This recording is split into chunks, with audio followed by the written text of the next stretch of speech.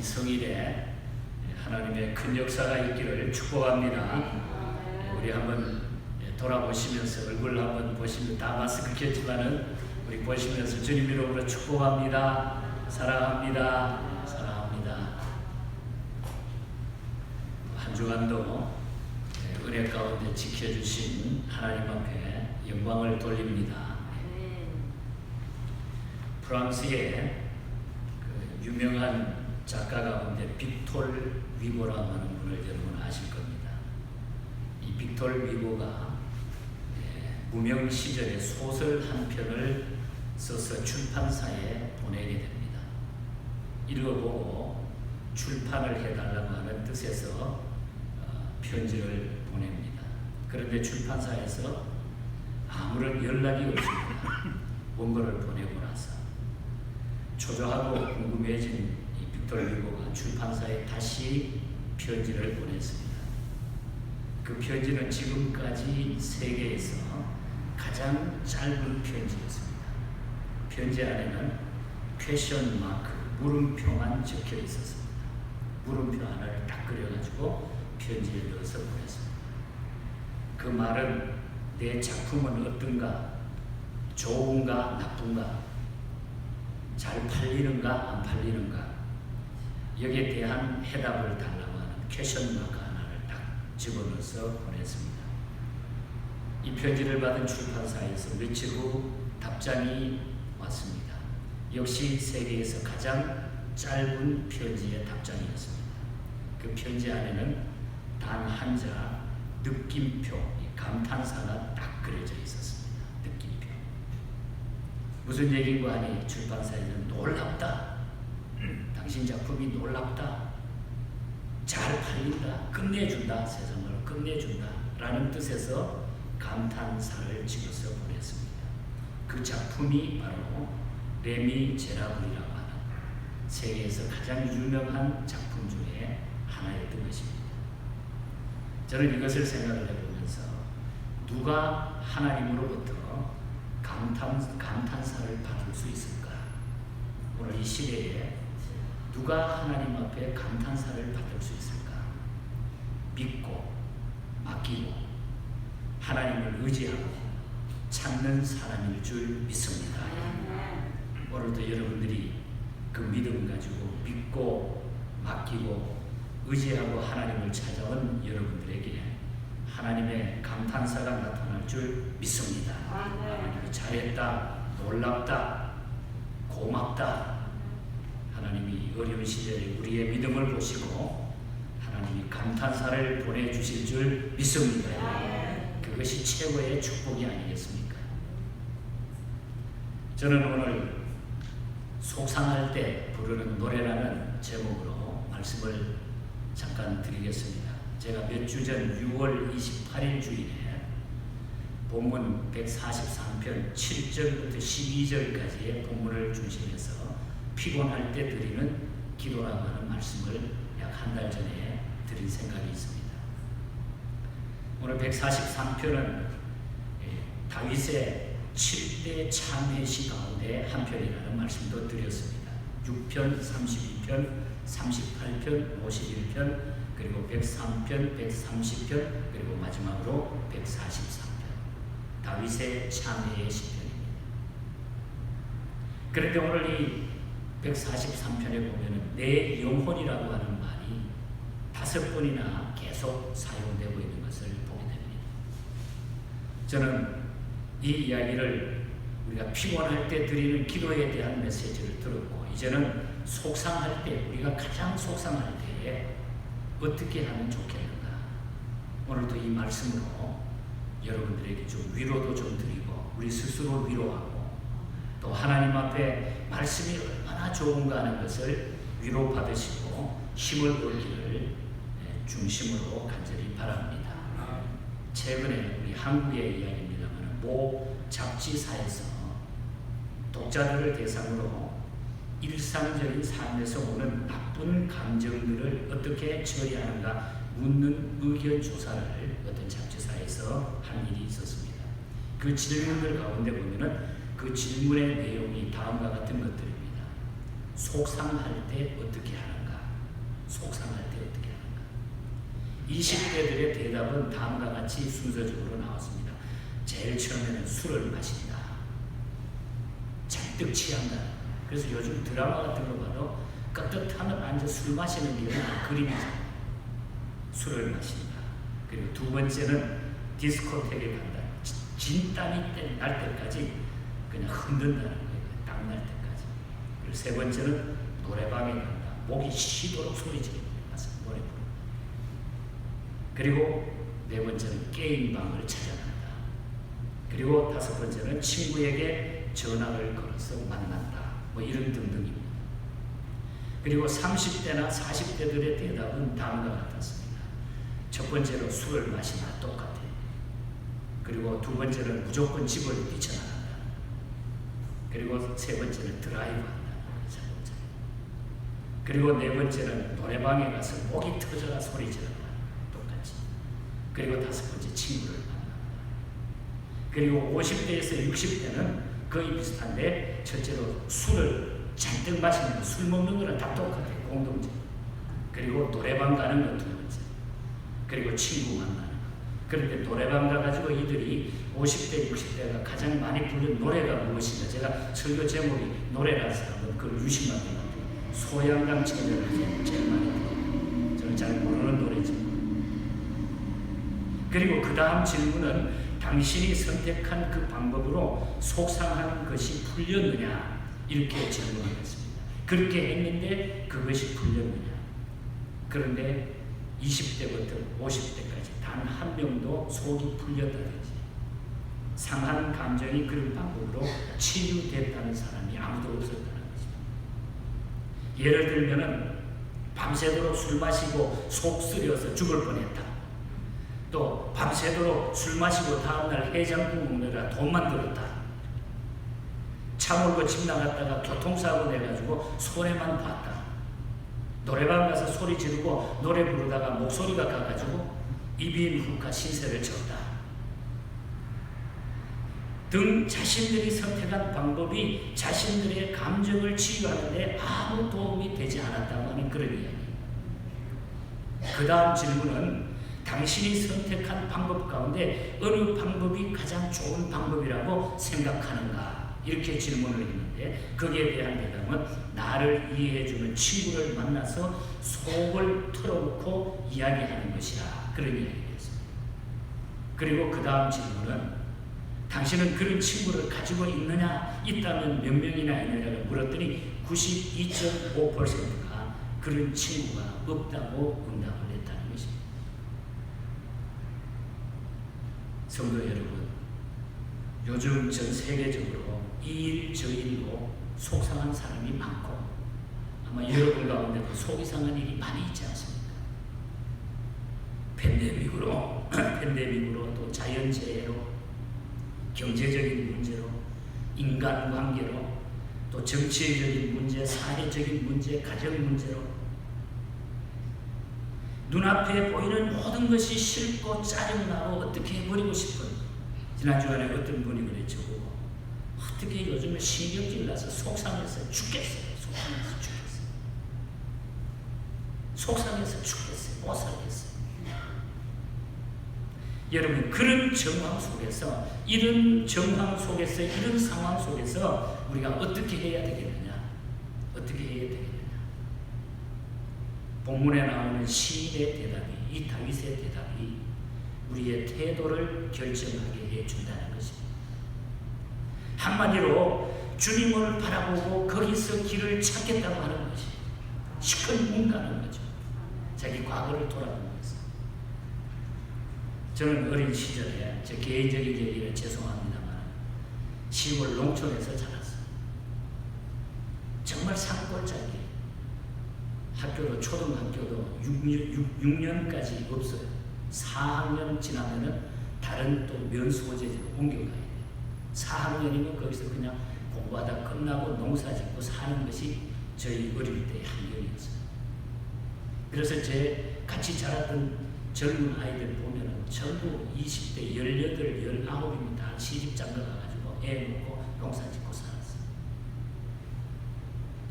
그런데 저희 집은 그래도 비교적 그 농촌이지만은 부유한 편이었습니다. 땅도 좀 많이 가지고 계셨고 아버님이. 근데 시골 초등학교 1학년부터 쭉 4학년까지를 제가 다니면서, 그래서 우리 집이 좀 잘 사는 농촌이었기 때문에 우리 집에 한 번은 제가 기억은 아마 초등학교 2학년 정도 되었을 것 같아요. 거기에 온 선생님 한 분이 우리 집에서 뭐 요즘 말하면 하숙이죠. 어머니가 밥을 해주고 우리 집에 사랑방 방 하나를 빌려서 거기서 잠깐 기거한 적이 있어요. 그러니까 저는 1학년 때부터 6학년까지 따놓고 반장을 한 거예요, 시골에서. 그리고 선생님 백, 어머님 백으로. 그리고 학교가 교실이 딱 2개가 있는데 1학년, 2학년을 한 교실에 집어넣고 3학년, 4학년을 이쪽에 한 교실에 넣고, 선생님은 혼자예요. 여기 공부시키다가 자습해라 그러고 여기 갔다 왔다 갔다. 그리고 힘들면 주막에 가서 술 마시고 앉아있고 그런 농촌이었는데, 그런데 한 번은 제가 학교에서 그 우리가 사는 시골에서 이 계곡이 몇 군데가 있는데 뭐 안골, 뭐 그다음에 백골, 뭐 이렇게 평지. 그러니까 아이들이 모이면은 그때만 해도 뭐 농촌에 아이들이 많았어요. 그냥 힘겨루기 싸움을 잘해요. 이쪽이 이기나 저쪽이 이기나. 한 번은 모여서 진짜 싸우다가 그걸 우리 선생님이 본 거예요. 그러니까 선생님이 다 불러가지고 얼마나 때리는지 시큰 맞아요. 나는 우리 집에 있는 선생님이 나를 그렇게 때릴 줄 몰랐어요. 그러지만 너무 울고 그냥 집에 올라온 거예요. 어머니한테 시큰둥 그냥 소리를 꽉 지금 제가 좀 그런 편이었거든요. 그냥 소리를 지르면서 집에 왔는데 저희 어머님이 막 편을 들고 막 이렇게 해줄 줄 아는데 뭐라고 하냐면 악을 쓰고 막 올라오는 나를 보고 꼭 껴안아주면서 치맛자락으로 눈물 콧물을 막 닦아주면서, 그리고 한마디 딱 이렇게 어머님이 말하는 거예요. 건서가 울고 나서 시원하겠다. 울고 나서 시원하겠다. 시큰거려서 시원하겠다. 저는 그 어머님의 그 한마디가 어릴 때 자랄 때 별로 생각 못했어요. 그런데 울고 나서 시원하겠다고 하는 이 말의 뜻을 이 시편을 읽으면서 깨닫게 됐어요. 이 말, 울고 나서 시원하겠다. 시편을 읽으면서 깨닫게 됐어요. 오늘 이 시인 다윗은 하나님을 향하여 소리를 지릅니다. 하나님을 향해 소리를 질러. 나는 원통합니다. 내가 억울하게 맞았습니다. 나는 억울합니다. 내 원한을 풀어주소서라는 소리 높여 하나님 앞에 막 내놓고 소리를 지르는 거예요. 그리고 하나님께 드린 그 기도와 응답 때문에 다윗은 위로와 소망을 갖게 됐다. 오늘 본문 4절에 보면 시인 다윗은 내 심령이 속에서 상하며 내 마음이 속에서 참담하나이다. 그렇게 고백을 하고 있습니다. 그리고 자신이 속상할 때 어떻게 기도했으며 무엇이라고 노래했는가를 밝혀주고 있어요. 속상할 때 다윗이 어떻게 했는가. 오늘 본문 속에서 저는 그 내용을 2가지만 오늘 설교에서 말씀드리려고 하는 겁니다. 첫 번째로는 주를 묵상했다고 하는 메시지가 나요. 주를 묵상했다. 5절을 보면 주의 모든 행하신 것을 읊조리며 주의 손이 행하는 일을 생각하고, 지금 성경은 읊조리며 하는 말은 바로 묵상하며, 옛날 우리 개혁 성경에 번역하기 전에 성경에는 묵상하며 읊조리며 묵상하며 같은 뜻이죠. 주님께서 행하신 일들을 깊이 묵상했다. 하나님의 말씀을 깊이 묵상했다. 그 뜻입니다. 그를 지난날 하나님께서 행하셨던 일들을 생각합니다. 애굽에서 막 해방시켜 주셨던 일, 광야를 거쳐가지고 가나안 땅에 이르게 한 일, 그리고 다윗과 함께 하신 하나님의 능력을 행해 주신 그 일들을 깊이 다윗이 지금 묵상하고 있는 거예요. 그리고 그 하나님께서 자신의 상한 마음과 곤경을 해결해 주실 거라고 믿었어요. 속상할 때 떠들고 포금하고 설치지 않고 묵상했다고 하는 사실을 기억하시기를 바랍니다. 하나님의 말씀을 묵상했다.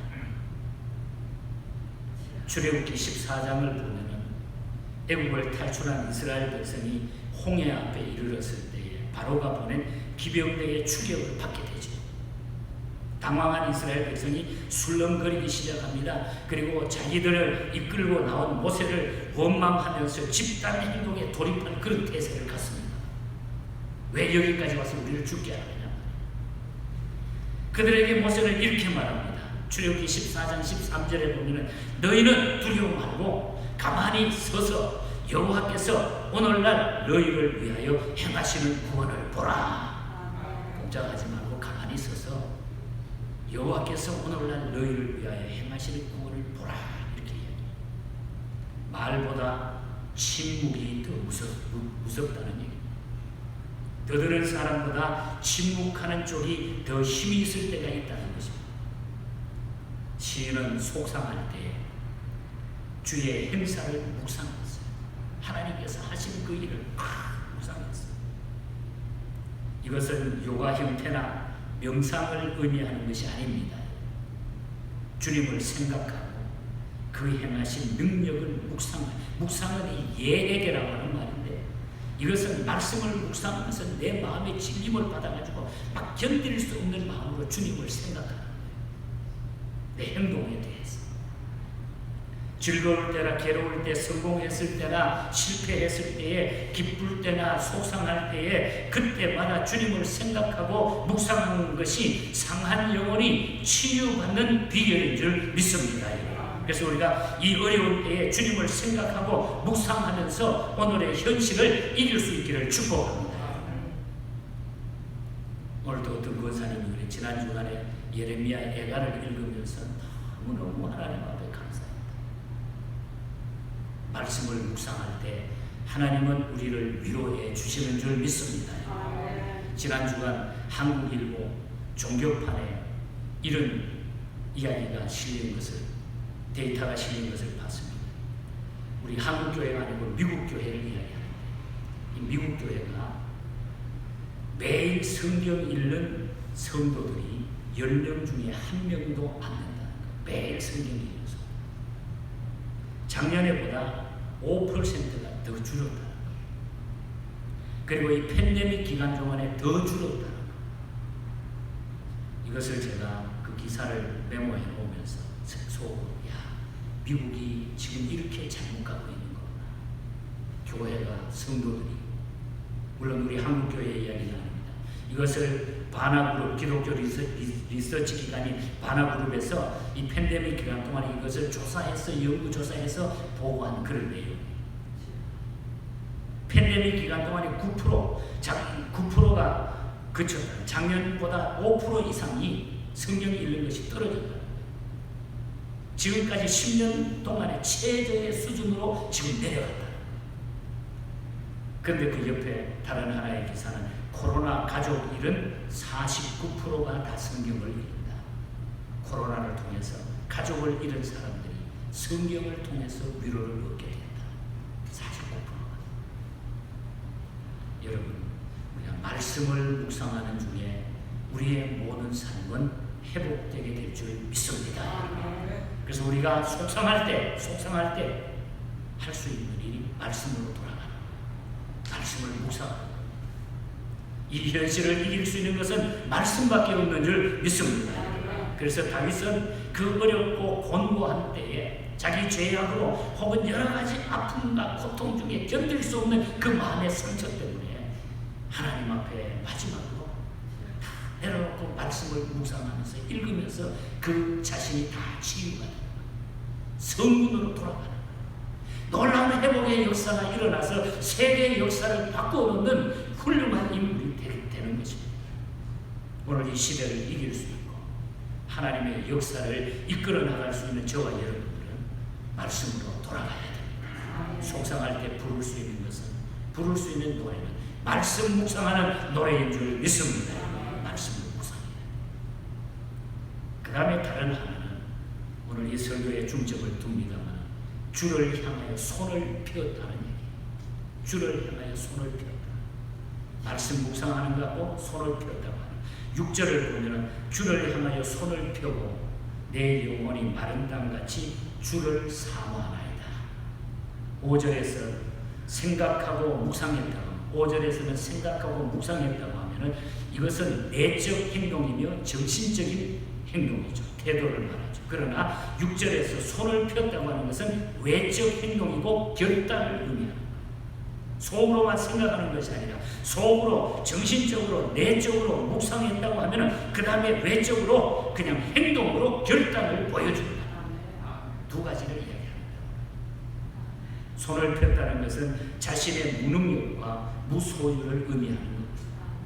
다시 말하면 주님을 향하여 저는 가진 것이 없습니다. 저는 힘이 없습니다. 나는 꼼짝 못합니다. 주님, 나는 약합니다. 하는 것을 보여드리는 거예요.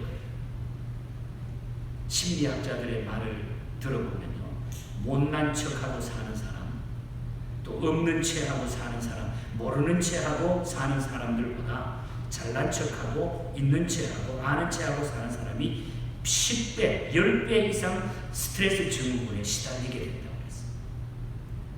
잘난 척하고 사는 사람이 훨씬 더 스트레스가 많다는 거예요. 10배가 많다. 신앙생활도 여러분, 나는 믿음이 부족합니다. 나는 믿음이 모자랍니다. 라면서 사는 사람보다 나는 믿음이 좋아, 내가 최고야, 나는 신앙이 제일이야 사는 사람이 훨씬 더 스트레스를 많이 받게 되어 있습니다. 시인은 그것을 깨달은 거예요. 다윗은 지금 그것을 깨달은 거예요. 그래서 그는 주님께 자신의 손을 펴 보인 것입니다. 나는 아무것도 아닙니다. 아무것도 못합니다. 손을 펴 보인 거예요. 오늘 현대인들은 자신들의 손으로 가학 문명이라고 하는 거대한 바벨탑을 쌓아 올리기 시작했습니다. 엄청난, 그리고 인간은 무엇이나 해낼 수 있다는 오만에 빠져가지고 살아가는 거예요. 오늘 이 세계를 한번 보십시오. 엄청난 일들이 벌어지고 있어요.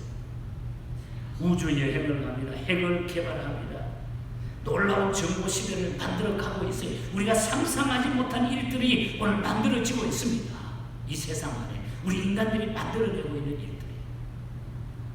미국의 예일대학교 신학부 교수였던 헨리 나운이라고 하는 유명한 책을 많이 쓰셨던 이분이 쓴 책 가운데 유명한 책 하나가 상처 입은 치유자라고 하는, 우리 한국말로도 번역이 되어 있어요. 상처 입은 치유자라고 하는 책이 있는데 그 책 가운데 보면은 다음과 같은 이야기가 실려 있습니다. 어느 나라에 4 왕자가 있었는데 그들은 서로 전 세계를 탐색해가지고 특수한 과학 훈련을, 과학을 공부한 후에 다시 만나기로 왕궁을 떠납니다. 4 왕자. 그래서 오랜 세월이 지난 후에 이 4 왕자들은 다시 한 곳에서 만나가지고 서로 배워온 과학 이야기를 나누기 시작합니다. 그래서 첫 번째 왕자는 나는 한 조각의 생물의 뼈만 있으면은 거기에 붙일 근육을 만드는 과학을 나는 배웠다. 엄청난 거죠. 뼈에다가 근육을 만들 수 있는 과학을 잘 배웠다.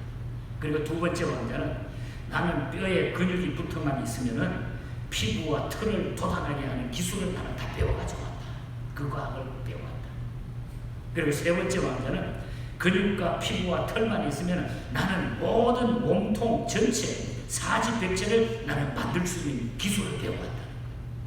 그리고 네 번째 왕자는 나는 사지만 완성되면 모든 몸이 완성된다고 하면 거기에다가 생명을 불어넣는 기술을 배워왔다.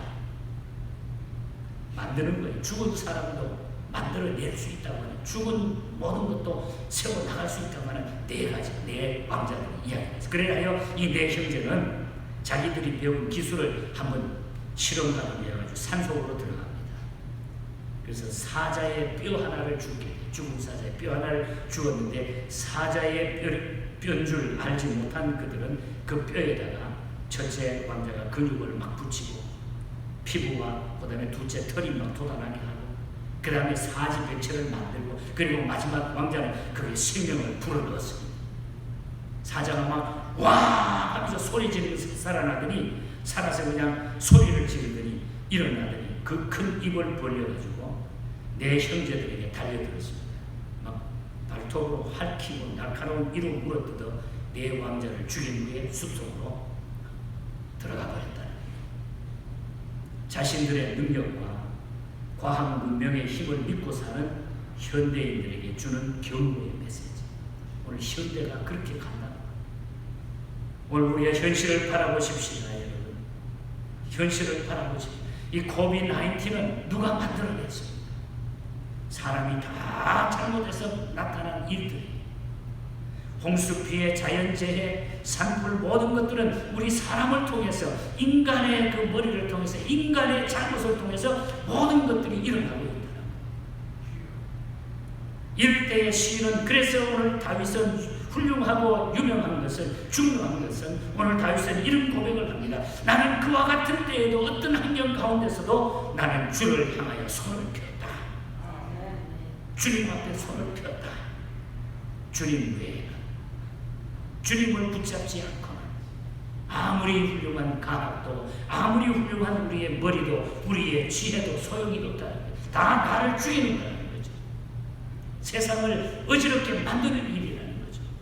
그래서 시인은 나는 주를 향하여 손을 폈다. 여러분, 미국 거지하고 한국 거지의 차이점을 아세요? 미국 거지는 영어로 빌어먹고 한국 거지는 한국말로 빌어먹고. 그런데 미국 거지하고 한국 거지의 공통점이 있습니다. 둘 다 무엇을 달라고 할 때 손을 펴 벌린다. 주먹 쥐고 구걸하는 거지는 없다는 거예요. 주먹 쥐고 가서 그냥 달라고 하면 누가 줍니까?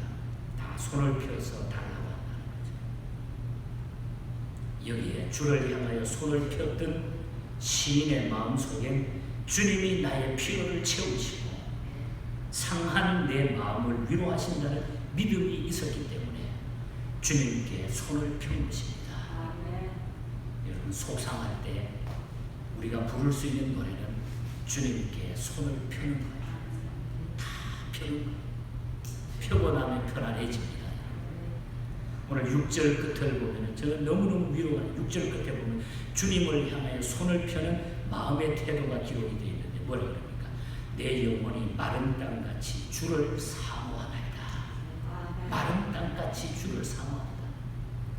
여러분, 마른 땅에 요즘 식물을 키워보지만 낮 동안에 그냥 햇볕에 그냥 쬐가지고 시들시들했다가 딱딱해졌다가 저녁 때 물을 딱 주면 아침에 탁 해서 경험하잖아요. 마른 땅, 내 영혼이 마른 땅에 마른 땅같이 주를 사모하나이다. 저는 이 본문을 묵상하다가 너무너무 큰 위로와 큰 힘을 얻었습니다.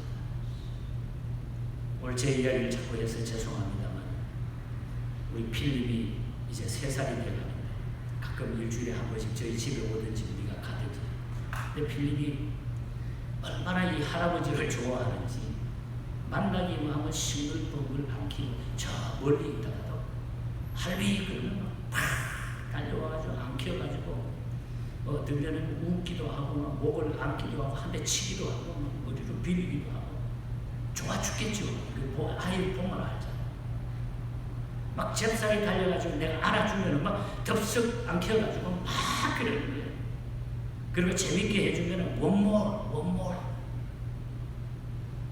그 재미로 아이를 바라보는데 제가 그때마다 심정이 야, 우리 하나님의 심정이 이게 아닌가. 우리가 하나님 앞에 안기기만 하면 그러니까 필립이 좋아하는 걸 내가 다 들어주거든. 받아주고 잘해주니까 그렇게 달려오는 건 아니겠어. 사랑하는 성도 여러분, 속상한 일들이 많이 있죠. 참담한 아픔으로 한숨 짓는 그런 일들도 많죠. 그리고 자신의 능력 한계 때문에 범민하는 사람들도 많이 있죠. 그뿐입니까? 체면과 자존심 때문에 자신의 아픔이나 상한 심령을 노출시키지 못한 채 가슴앓이 하는 사람도 있을 것입니다. 왜 없겠습니까? 그때 여러분은 어떤 노래를 부르십니까? 그때 여러분은 누구를 향하여 손을 펴 달려가십니까? 오늘 시인의 고백, 다윗은 이렇게 고백합니다. 그때 나는 주님을 묵상하고 생각합니다. 그때 나는 주님을 향해서 손을 펴 그때 나는 주님을 사모하고 사랑합니다. 그때 나는 주님을 노래하고 그 이름을 부릅니다. 넘어진 아이가 엄마를 부르듯이 속상한 사람들이 부르는 노래가 바로 이 노래라는 것입니다. 그리고 그 노래는 바로 예수 그리스도의 이름이죠. 주님을 부르는 것이 우리의 노래예요. 주 예수 그리스도, 예수님이 나의 힘이시라고 하는, 우리가 예수님을 부를 때에 예수님은 우리의 힘이 되시고 우리에게 가장 큰 능력이 되십니다. 예수님밖에 없어요. 속상할 때 부르는 우리의 노래는 예수님밖에 없습니다. 믿으시면 아멘 하시기 바랍니다. 예수님밖에 없어요. 오하이오 주에서 유명한 시인으로 활동했던 윌리엄 탐슨이라고 하는 목사님이 계십니다. 이분은 1904년에 찬송시를 써가지고 그 찬송이 오늘까지 우리에게 은혜롭게 전해지고 있습니다. 인생의 모든 문제는 예수님을 따라가고 의지하고 사는 데 있고 예수님이 나의 모든 힘이 되신다는 그런 고백의 찬송.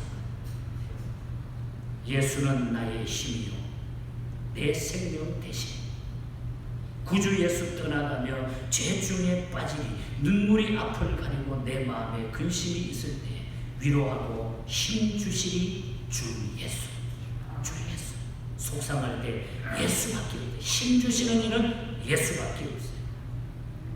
4절 가사에 보면 예수는 나의 힘이요 내 소망 되시니 이 세상을 떠나갈 때 곧 영생 얻으리 한없는 복을 주시고 영원한 생명 주시니 나의 생명 나의 기쁨 주 예수.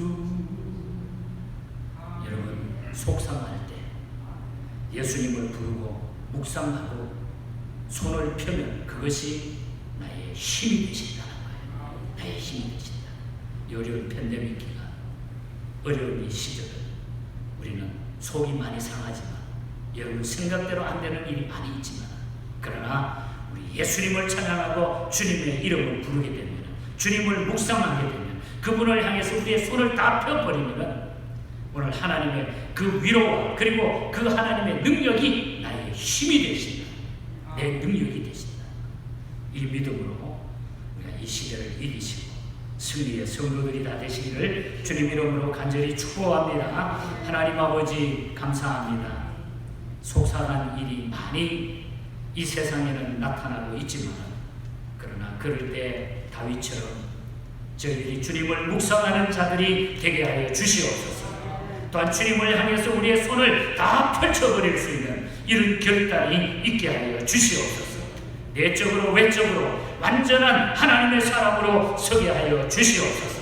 그럴 때 주님은 나의 힘이요 영원한 생명이 되신다고 했사오니 이 믿음으로 이 시대를 이기고 견디게 하여 주시옵소서.